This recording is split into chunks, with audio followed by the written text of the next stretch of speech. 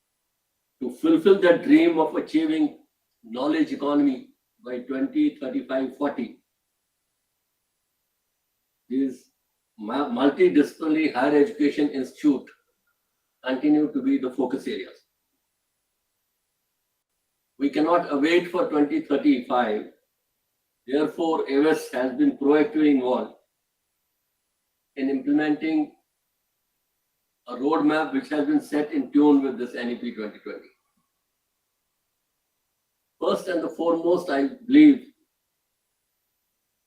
that quality products from Army Institute of Education and such other institutes have far-reaching consequences for overall education of the nation. So when we look at driving NEP 2020, the foremost is the quality of faculty. And it is here that Army Institute of Education has to establish that base to become center of excellence.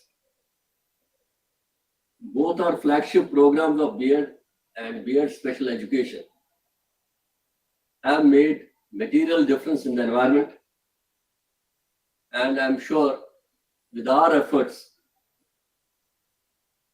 the quality will further improve in years to come. Towards that end, doubling the capacity of our institutions to make them financially more viable, getting them in tune to what this multidisciplinary higher education institute of roughly 3,000, 3,500.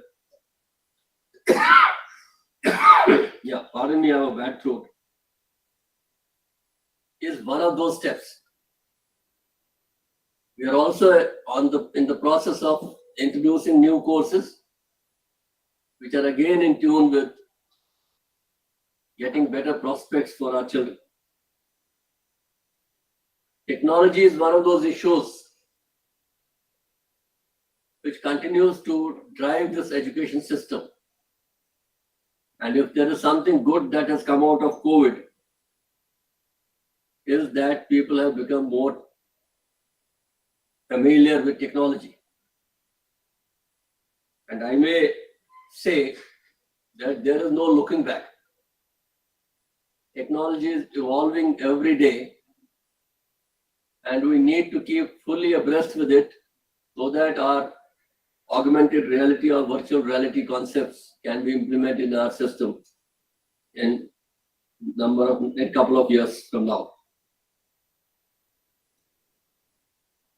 Towards improvement of faculty, we have made certain steps to look for some regular faculty.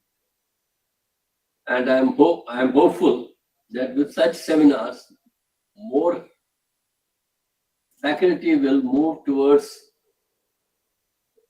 research-based studies, paper writing, books and other issues. So that is how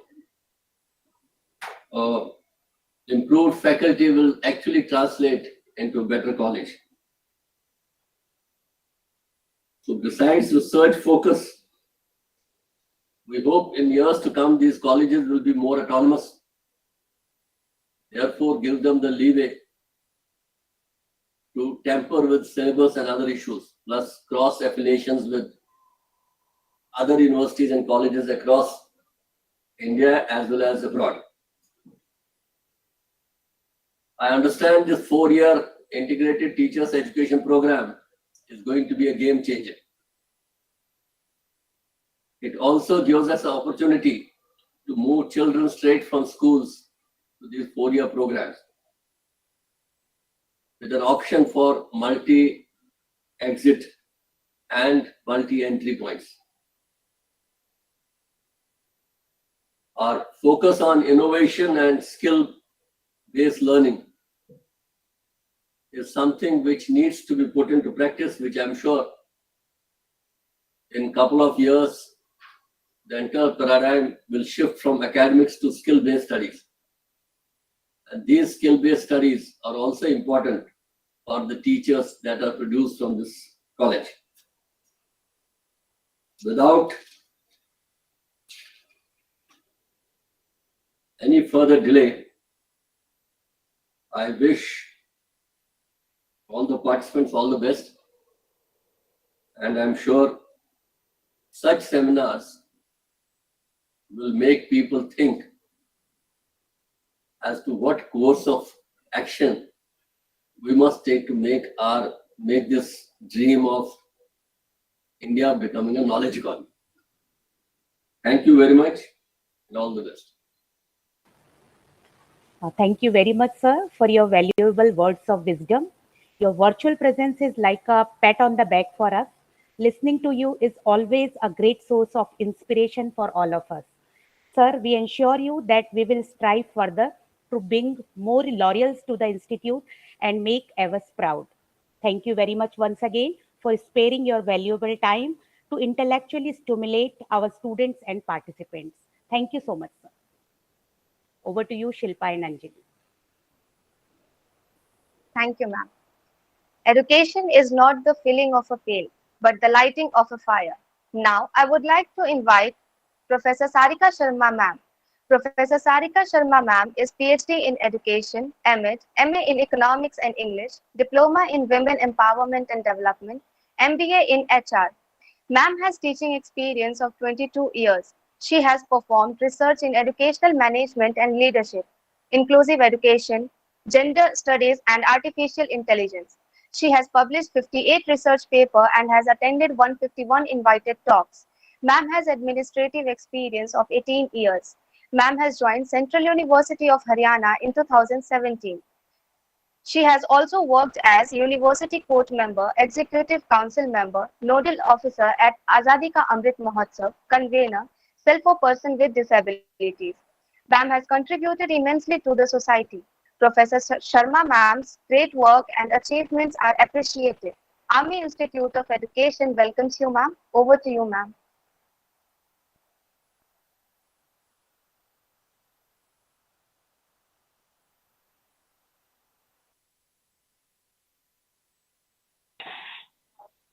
Thank you very much.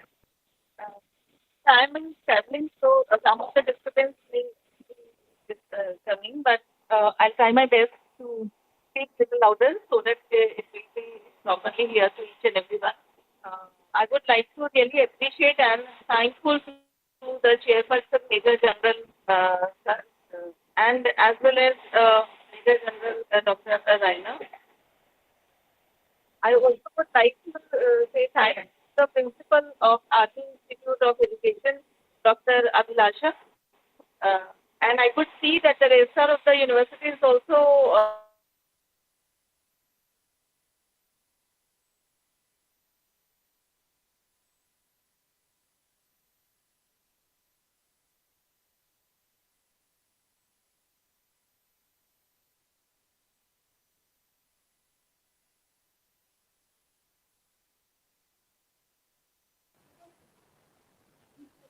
Good afternoon, ma'am.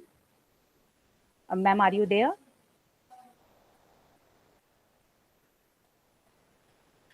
area of this is, I think my voice is audible.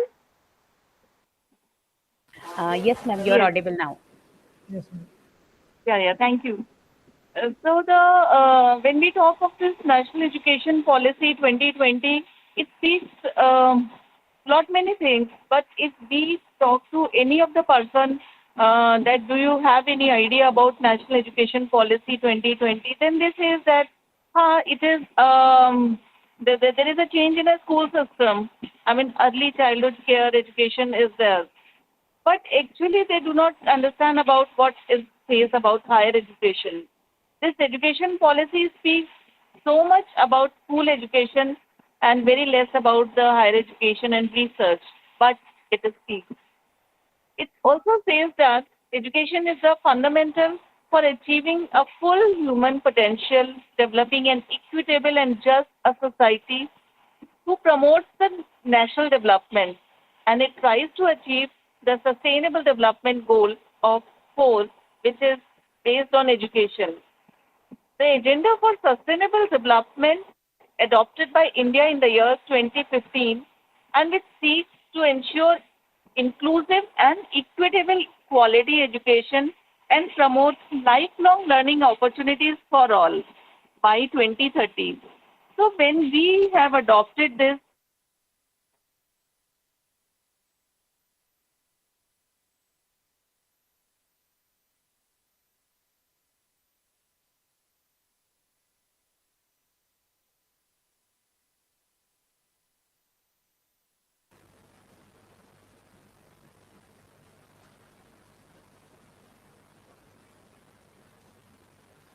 I hope network issue from ma'am side, because ma'am is traveling by train. We'll wait for 1 minute.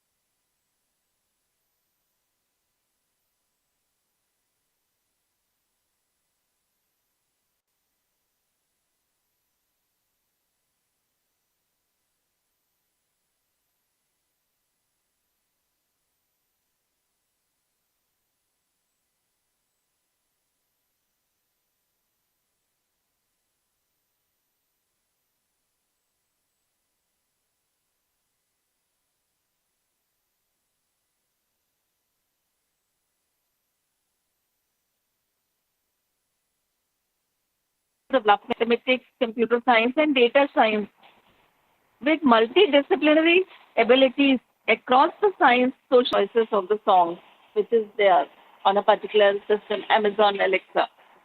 Now, I have also seen that there are some, through artificial intelligence, some person is reading the news on a TV channel, and one lady is standing there and just reading the news. So we need to understand that how fast this technology is moving and how more and more we have to acquaint our future generation for the technology acquaintance.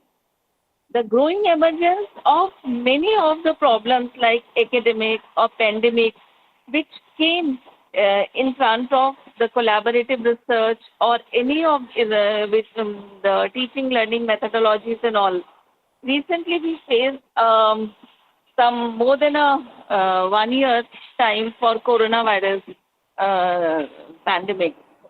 So during this pandemic, we learned how to work on in an online system. And through that pandemic, we just turned ourselves within a day from face to face to online mode. And we learned. We started preparing the online lectures. And initially, it was really very difficult for every faculty member to deliver a lecture in an online mode. And we are in a so much tension on our face, but slowly and gradually we learn. We prepare the videos in a very unstructured manner, but slowly and gradually we learn how to prepare the structured video lectures. And this is now the situation is normal, and now we need to think of that how more and more we can go for this artificial intelligence or this computer assisted learning and other methodologies. We need to equip our students not only with the motor skills but also with the computer skills. I know how to type in English, I know how to type in Hindi, I know how to prepare a PowerPoint, but how to give the effect in the PowerPoint, this I don't know. So we need to learn more and more effective ways to equip not only ourselves but to move with a speedy pace, speedy pace with the world and for the sustainable development. There is a gap between the current state of learning outcome and what is required must be bridged through undertaking major reforms that bring the highest quality, equality, equity, integrity into the system from our childhood care and education through higher education. This is the most important one for our country is to have an education system by 2040 that is second in none with equitable access to the highest quality education for all the learners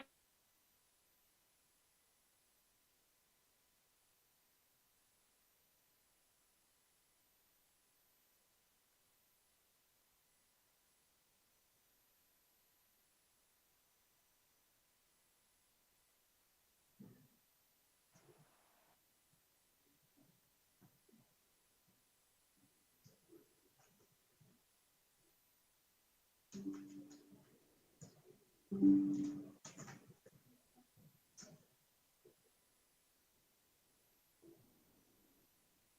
of course, our sustainable development goals. The main thing which I think about the policy is that the purpose of education is to develop good human beings capable of rational thought and action, possessing compassion and empathy, courage, resilience, scientific temper, and critical thinking. Critical thinking with creativity. So, a good educational institution is one in which every student feels welcome and cared for, whether a safe and stimulating learning environment exists or a wider range of learning experiences offered by any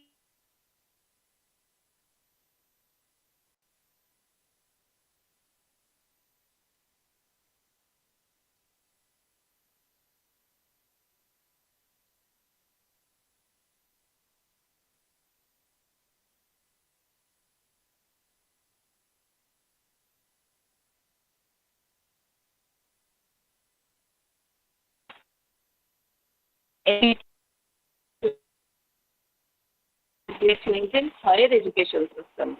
Being we are in higher education system, so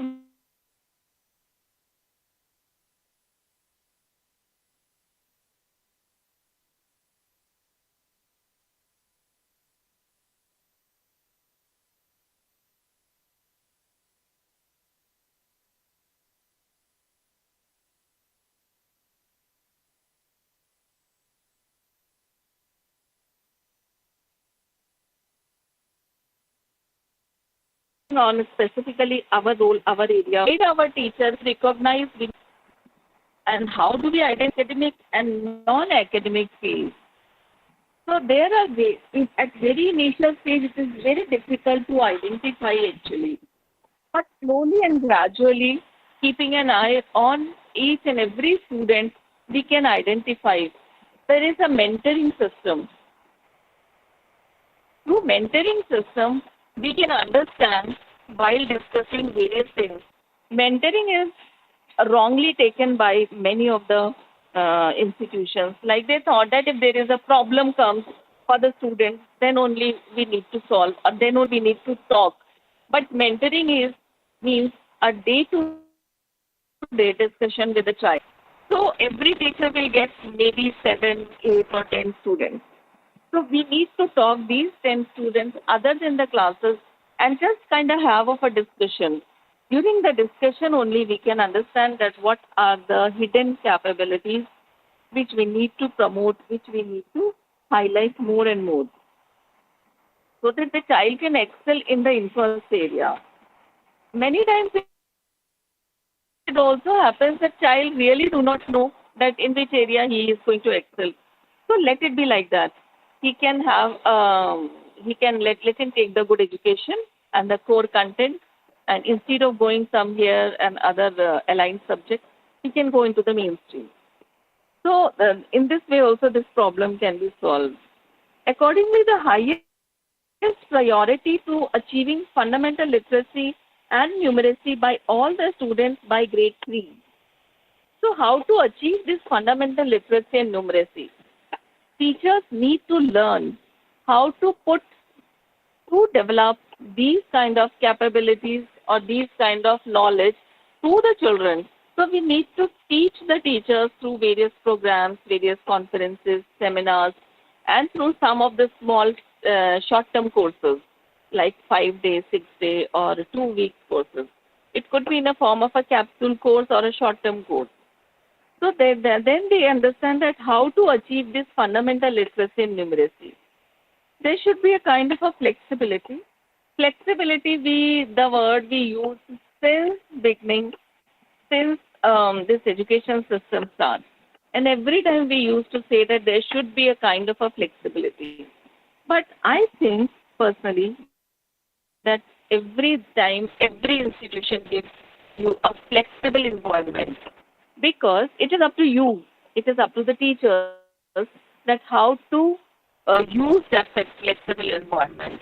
Flexibility does not mean that you if there are 20 chapters in a course, then you don't teach 20 or you teach only 15 or 16. No, you have to teach 20. Flexibility is there, that how to teach, how to complete that course, the teaching method which you can use.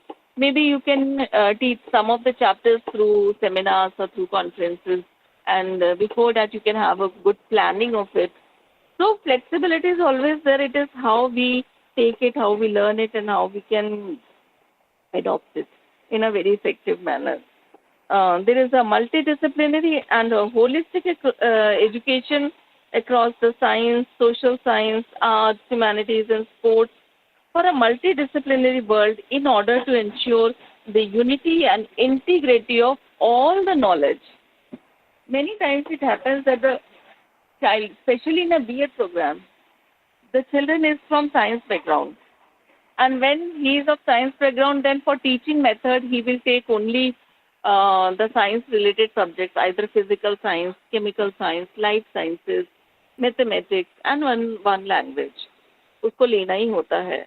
But if he wants to excel some one particular area of physics, which he has taken as a methodology subject, then he must get a freedom to take as a general elective course and go to the Department of Physics to take that particular course which is being offered by Department of Physics.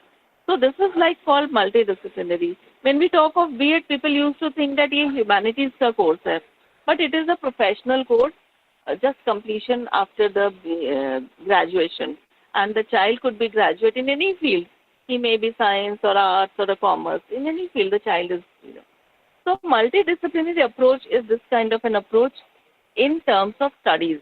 In terms of research, if we talk, then multidisciplinary means to have a good control on research and other collaborative activities.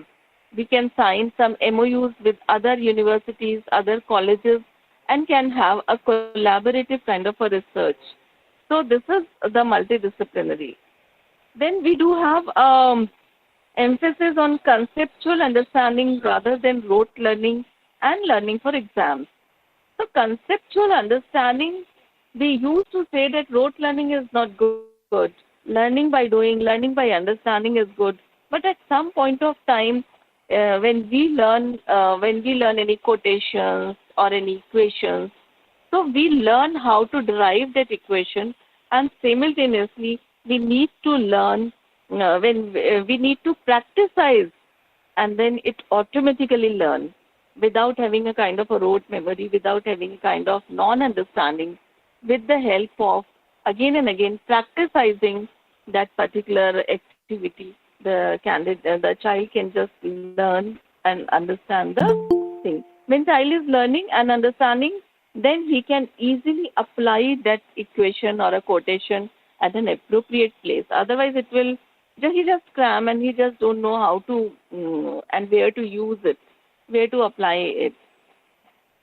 So conceptual understanding is one area. Then creativity and critical thinking is another area. Ethics and human and constitutional values like empathy, respect for others, cleanliness, courtesy, and for developing all these constitutional and human values, we have seen that our UGC has launching many of the programs, sensitization program. जैसे अभी 15 अगस्त आ रहा है, तो एक आया है UGC से कि हर घर तिरंगा. मतलब we need to give respect to our national flag, and when we start respecting our national flag, then we try to know what is our constitutional values and what is our constitution, what are our fundamental rights, and what are our fundamental duties. We mostly talk about rights only, but we don't talk about fundamental duties. So we need to think of that, what kind of a fundamental duties are there, and which we have to check, and we have to achieve more and more in a very effective manner.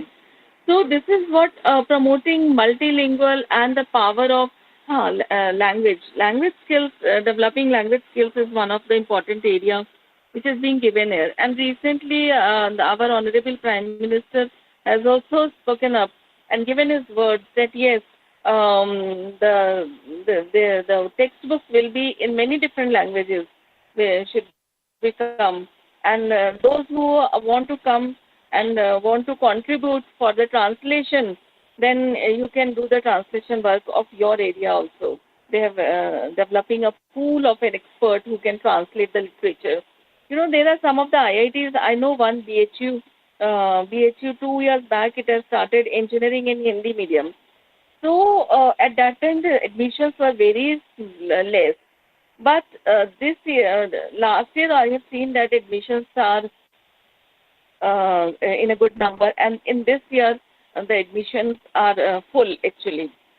It means that the students are also now thinking of that. एक बात मैं आपको बताना चाहती हूँ, बहुत पुरानी बात है. When I was in class 12th, 11th, I have taken mathematics, and rest of my subjects are science, arts.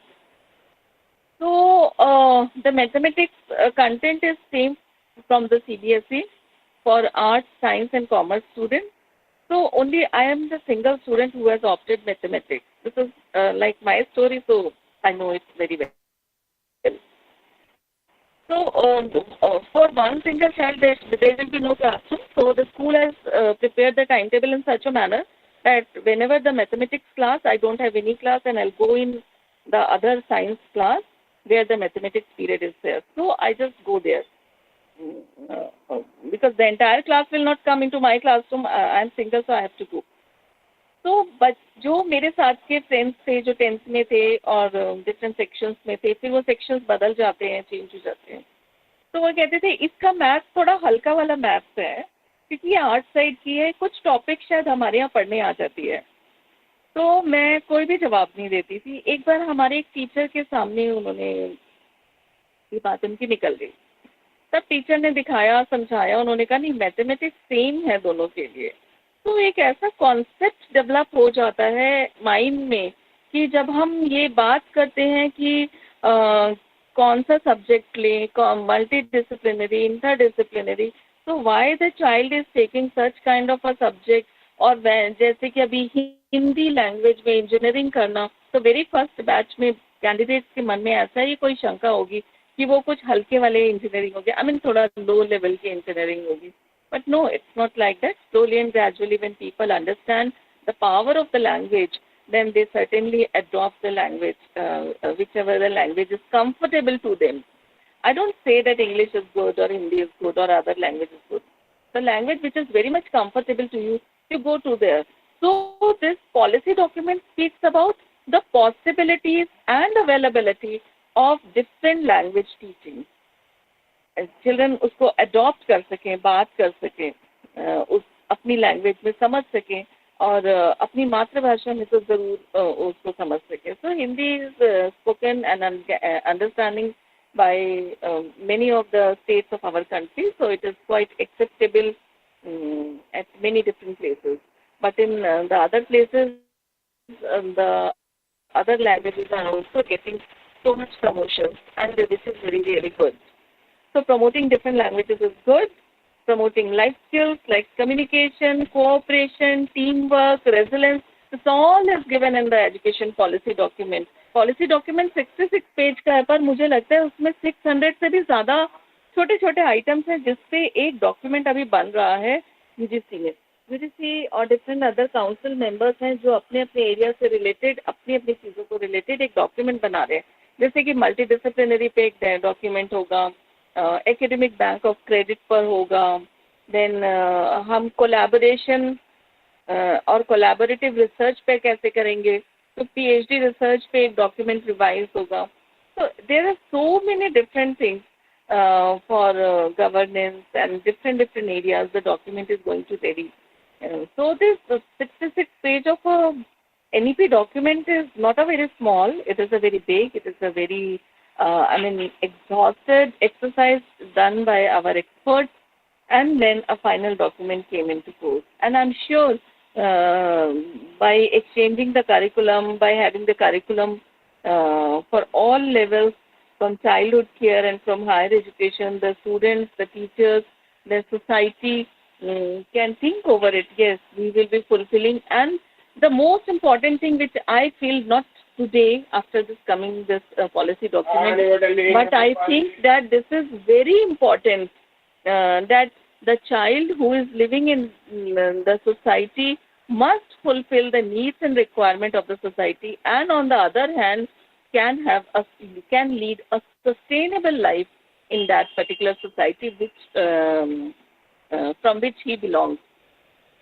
So this is all which I would like to speak here, because the areas are not very much defined. So I have touched many of the areas which is there in the higher education system and in a school system. Actually, in school, when we talk of early childhood care education, the teachers are prepared by the higher education institutions. So we need to bridge the gap between the schools and between the society and between the higher education system, so that the higher education teachers can understand what is the actual need and requirement. And that is why there is one thing also spoken up in this policy document, that in our board of studies or in school boards or in academic councils, some of the जिसको हम कहते हैं कि हमारे stake holders भी उसके member हो, some of the industry persons. So in the field of education, the principal of different schools or management of the different schools, colleges must be a part of the board of studies or a school board, so that we can have a kind of a discussion that what kind of a requirement or what kind of a teaching you really would like to give to your students, so that in the same area we can train our teachers in that area. So with these words, I really would like to say thanks to each and everyone. And I'm really feeling very awkward that maybe at some point of time my voice was broken or maybe not understandable, but I tried my best to speak in a louder voice so that you can listen properly. Once again, I would like to say thanks to Abhilasha ji and the rest of the faculty members and dear participants who have listened to me very patiently. At the last, I also would like to say that we need to read this policy document again and again. And number two, we need to search our UGC website, because for every item they have started creating a document or a kind of an handbook or a policy document or a gadget notification, so that we can learn, we can understand accordingly.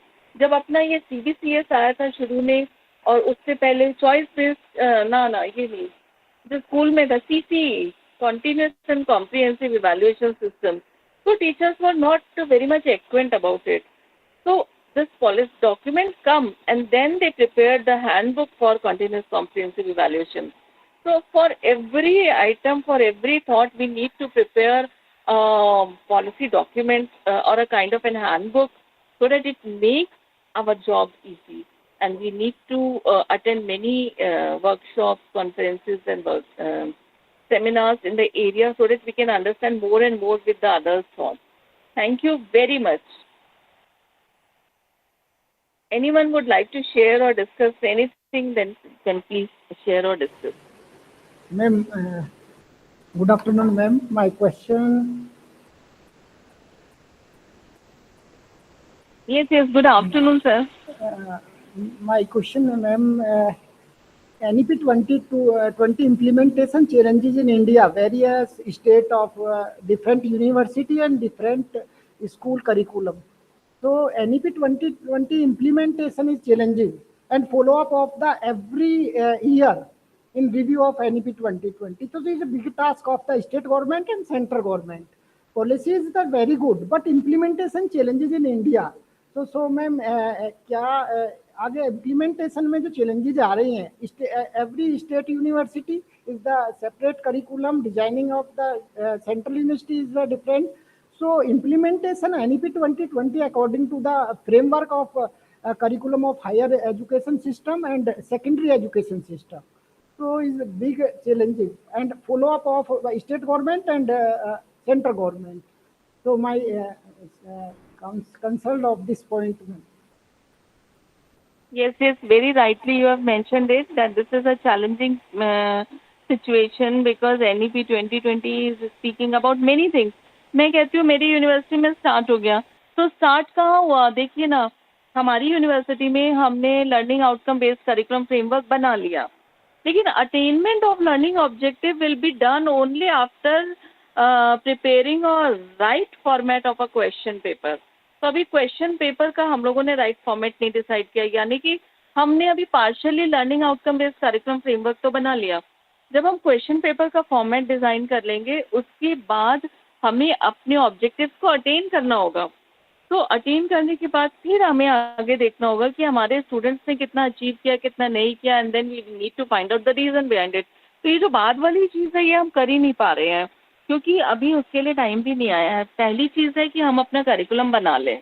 दूसरी चीज़ ये है कि चाहे state government हो चाहे central हो चाहे कोई सी भी गवर्नमेंट हो या कोई सी भी यूनिवर्सिटी हो, उसके पास फ्लेक्सिबिलिटी है, फ्रीडम है, वो सिलेबस को 10% 15% कम ज़्यादा कर सकता है। हम एक मॉडल सिलेबस यूजीसी कोर्सेज के लिए यूजीसी का ले लेते हैं, एनसीटी कोर्सेज के लिए एनसीटी का ले लेते हैं, एआईसीटी के लिए एआईसीटी का, लेकिन चूंकि हम रीजन स्पेसिफिक हैं, जैसे हम हरियाणा में हैं तो रीजन स्पेसिफिक है। अभी हमारा बीएड प्रोग्राम है तो हरियाणा गवर्नमेंट से एक लेटर आया था कि आप रोड सेफ्टी पर कम से कम एक टॉपिक या एक चैप्टर कुछ रखें, तो हमने उसको इनकॉर्पोरेट कर लिया। वो तो यूजीसी के ड्राफ्ट करिकुलम में नहीं था पर हमने उसको एक्सेप्ट कर लिया। अब दूसरी यूनिवर्सिटी नहीं करेगी तो ना करे, कोई बात नहीं। क्यों कुछ चीज़ें हमें स्टेट स्पेसिफिक करनी होती है, वो हमें करनी ही चाहिए, क्योंकि ऐसा नहीं है कि हम उस स्टेट पे तो हमें कर रहे हैं या हमें नहीं। हर एक जगह अपनी एजुकेशन पॉलिसी को रीडिफाइन करने की कोशिश की जाती है। ये एक सोच है कि रोड सेफ्टी, क्योंकि रोड एक्सीडेंट बहुत होते हैं, तो किसी ने प्रपोजल बनाया होगा कि भाई रोड सेफ्टी के बारे में भी बच्चों को बताना चाहिए। तो रोड सेफ्टी पता है ये नहीं होती कि हम जो है पहले लेफ्ट देखें फिर राइट देखें फिर रोड क्रॉस करें या हम अपनी लेन में चलें, ये रोड सेफ्टी नहीं होती। ये तो सबको पता है और सबको उस हिसाब से चलना होता है, लेकिन जब भीड़ होती है हम उसमें भी निकलने की कोशिश करते हैं। हम हाथ दे देते हैं तो गाड़ियाँ अपने आप रुक जाती हैं और फिर हम निकल जाते हैं, कभी दौड़ के कभी चल के ऐसे। तो इस तरह की चीज़ें हमें समझानी होंगी, इस तरह की चीज़ें हमें समझानी होंगी लोगों को कि भाई आपको थोड़ा संयम रखना है। रोड सेफ्टी के रूल्स तो पता है, लेकिन संयम रखना, उस चीज़ के लिए सेंसिटाइज करना कि आपको 2 मिनट 5 मिनट 10 मिनट में कोई फर्क नहीं पड़ रहा। कई बार मैंने देखा है, एक बार तो मैंने बहुत ही मज़ेदार चीज़ देखी कि एक वो फुट ओवर ब्रिज बना हुआ था, तो उसके ऊपर से बाइकर्स भी जा रहे थे ताकि वो उनको थोड़ा लंबा डिस्टेंस करके फिर वो आना था दूसरी रोड पे, तो वो फुट ओवर ब्रिज पे। तो ये हमें सेंसिटाइज करना है कि 1-2 मिनट से कोई फर्क नहीं पड़ता। और कई बार रश ज़्यादा होता है रोड पे तो लोग फुटपाथ पे भी अपनी बाइक निकाल लेते हैं घूम घाम के, या रॉन्ग साइड से जाने की बजाय पहले लेफ्ट साइड चले जाएंगे फिर राइट साइड से, क्योंकि वहाँ का रोड खुला हुआ है, वहाँ पे ट्रैफिक सिग्नल नहीं है। तो ये सेंसिटाइज करने वाली बात होती है बहुत सारी एरियाज में। Thank you sir. Thank you, ma'am. Thank you so much, ma'am. Thank you, Professor Sharma, for your enlightening session. I just have one question, rather, this curiosity is there, ma'am. Since ITAP is there in practice now, central and some state government institutions have introduced ITAP. So, ma'am, what are your views about the success of this 4 years of integrated teacher education program? Plus, what is the future of ITAP in the private institutions like of ours? And plus, this question is related to that. Is it true that B.Ed program will be no go after 2030? Oh, I mean, there are so many Yes. questions related to that. Actually, you have asked 2 questions. Number one is what is my view about integrated teacher education program? Yes, it is going to be a good thing that every student must decide, every person must decide at the time of exiting the school that in which stream he is supposed to go. और इसमें आपका BEd 1 साल का हो जाएगा, BEd करने में कोई हार्म भी नहीं है, इसमें कोई एग्जिट सिस्टम भी नहीं है। कि ग्रेजुएशन कर ली और फिर आप निकल गए बाहर, लेकिन 1 साल एक्स्ट्रा देने से आपका बीएड हो जाएगा। एक बात ये, उसके बाद आप किसी दूसरी लाइन में भी जा सकते हैं अगर टीचिंग में नहीं जाना है तो।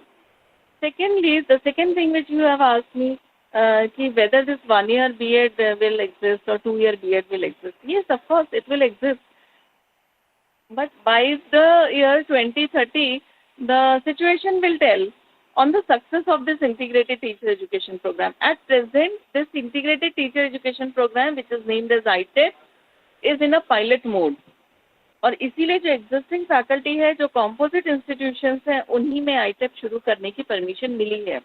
जैसे हमारे यहाँ हमने शुरू किया, तो अब हमारे बच्चों को फिजिक्स पढ़ना है, तो फिजिक्स का डिपार्टमेंट 100 मीटर दूरी पे है, तो वहाँ के टीचर्स आकर के पढ़ा सकते हैं। यानी कि हम एक्वेंट हैं already with the faculty members and with the department, with the lab. So this is in a pilot mode. If ITEP succeed, then slowly and gradually the 2 year and 1 year B.Ed program will finish, and if ITEP does not, then whatever the situation is going on, it will keep continuing. Ji, thank you. Thank you, ma'am. Thank you, ma'am. We are charmed by your words of wisdom. Now, I would like to invite Ms. Jyotsna Sharma, ma'am, Assistant Professor AIE, for presenting the report of National Seminar.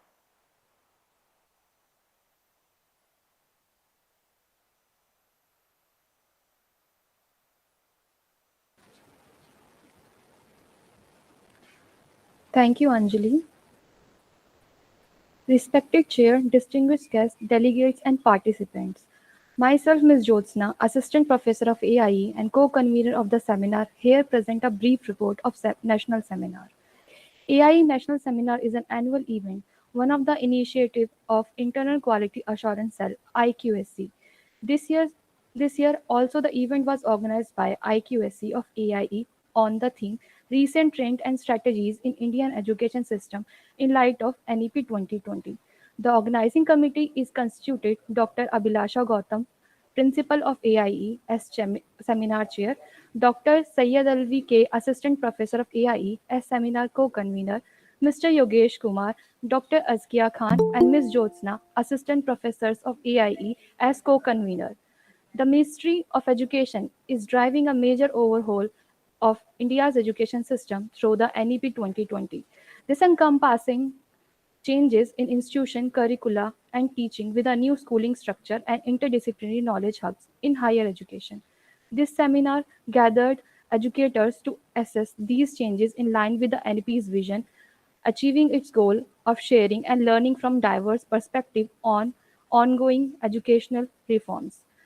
The seminar aimed to facilitate the exchange and discuss of diverse idea, research, empirical research, and innovation advancement related to ongoing education reform in India. It sought to involve professionals from across the nation and create a collaborative platform for shared learning. The seminar successfully accomplished these intended objectives. The inaugural session began with the Saraswati Vanna, followed by the lamp lighting. Dr. Abhilasha Gautam, Principal of AIE and Seminar Chair, welcomed all the guests and participants. Dr. Syed Alvi K, Assistant Professor of AIE and Seminar Co-Convener, talked about the seminar theme. Opening address was given by Major General Bhavnesh Kumar, VSM, Chief of Staff, Headquarter, Delhi Area, Chairman of AIE. Following that, Professor Jesse Ibrahim, Department of Teacher Training and Non-Formal Education, IESC, Jamia Millia Islamia, New Delhi, delivered the keynote address. After being introduced, Chief Guest Professor C.B. Sharma, Director, School of Education, SOE, Indira Gandhi National Open University, New Delhi, proceeded to address the audience. Colonel Abhay Rajwanshi, Registrar of AIE, gave vote of thanks.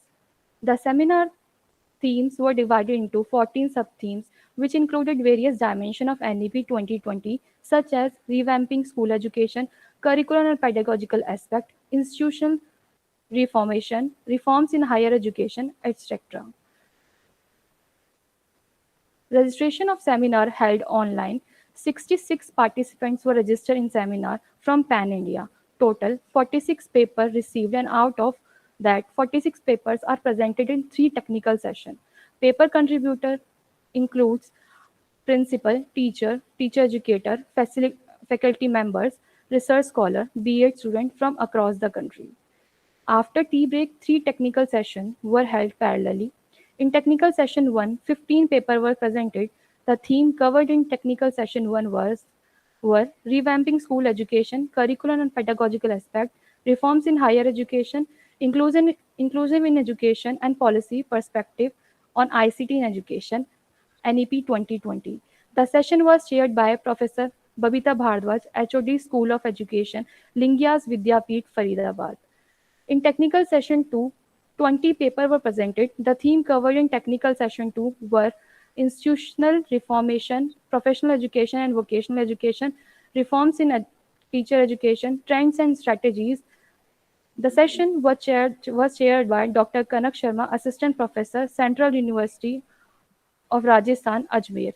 In technical session 3, 13 papers were presented. The theme covered in technical session 3 were reforms in higher education, inclusion in education, and policy perspective on ICT in education, Sustainable Development Goal (SDG) for quality education.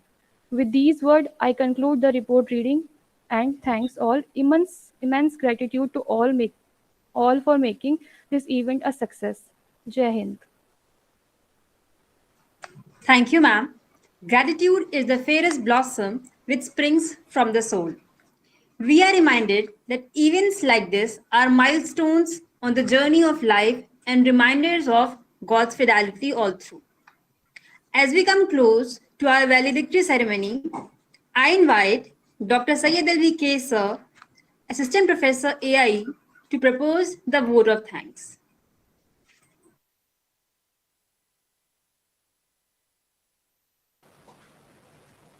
Good afternoon, revered guests, dignitaries, eminent educationists, paper presenters, and participants.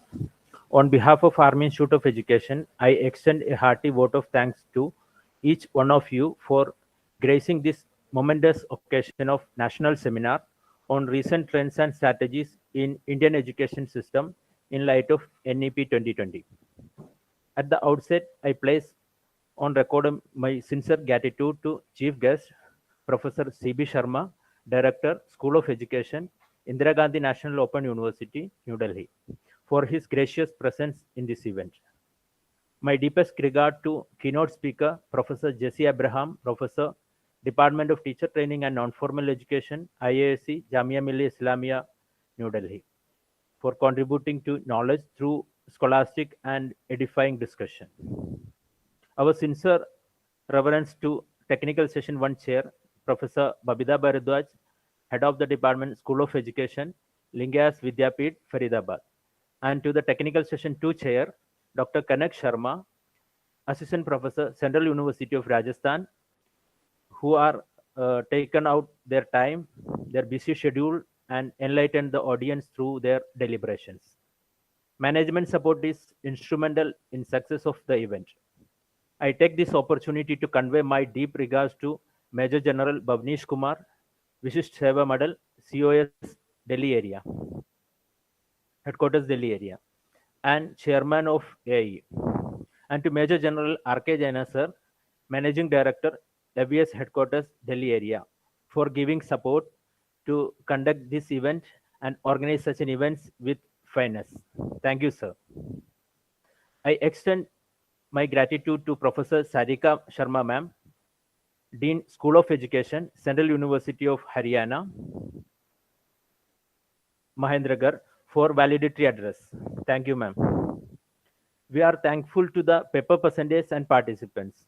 Your presentations and active involvement made it a greater success than envisaged.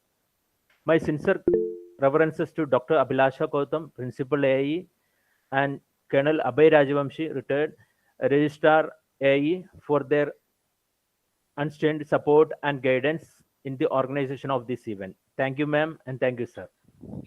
My special thanks to co-conveners of the event, Mr. Yogesh Kumar and Askia Khan, Dr. Askia Khan, Assistant Professor, Ms. Josna, Assistant Professor, who had worked tirelessly towards the conduct of this event.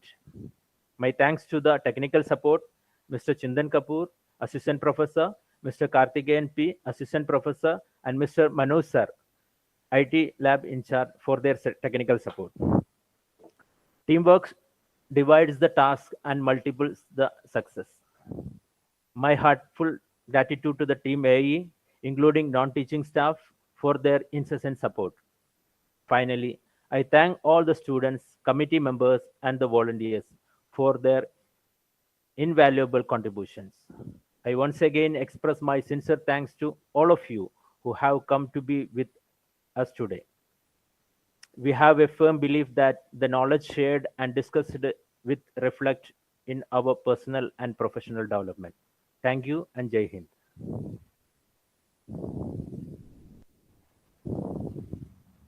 Thank you, sir. Cherish your vision and dreams as they are the children of your soul, the blueprint of your ultimate achievements. On this note, let's conclude the remarkable, memorable, and knowledgeable national seminar. On behalf of the institution, we sincerely thank the dignitaries for being with us this evening and enlightening us with their enthusiastic remarks. We express our heartfelt gratitude to everyone for their wholehearted support rendered in the success of this national seminar. The hard copy of the certificates and further proceedings of the seminar will be provided to the participants within 1 month. Many feelings may come and go, but that feeling, when we hear our national anthem, that raises our goosebumps, is irreplaceably magical. To inform you all, the student teachers of B.Ed Special Education course have contributed in the singing of the national anthem in sign language. Please rise for the national anthem.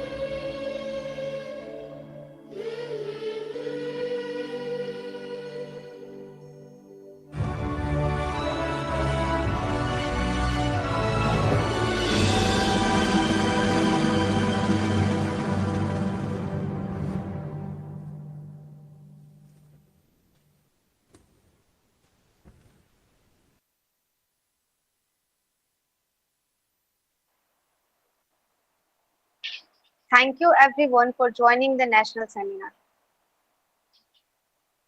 बहुत बहुत धन्यवाद sir, बहुत बहुत धन्यवाद ma'am.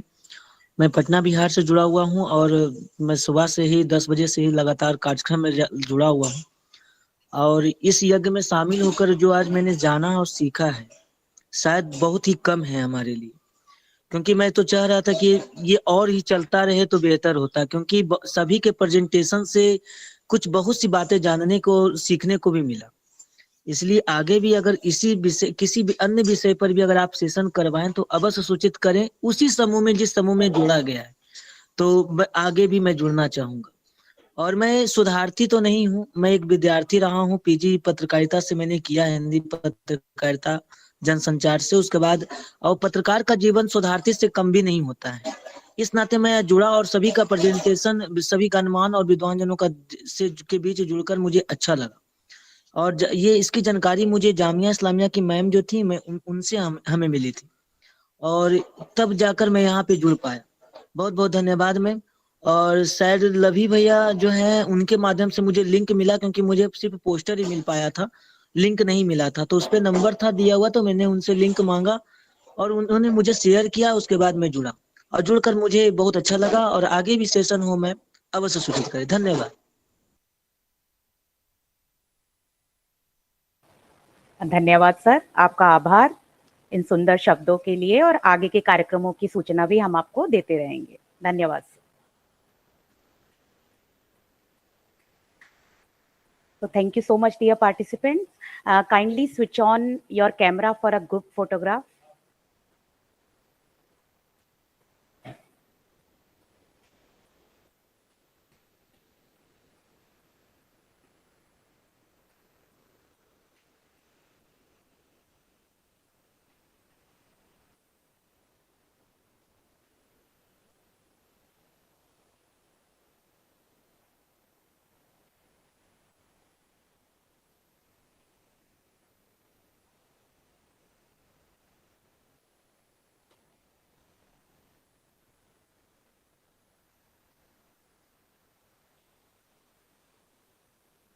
Thank you very much.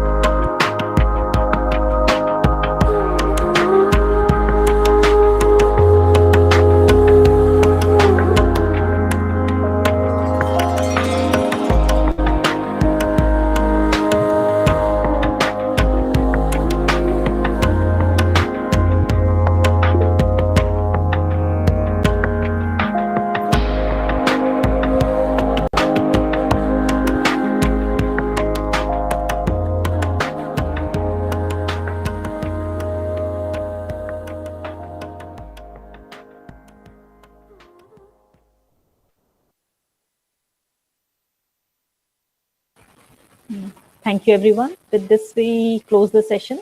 Thank you all for joining.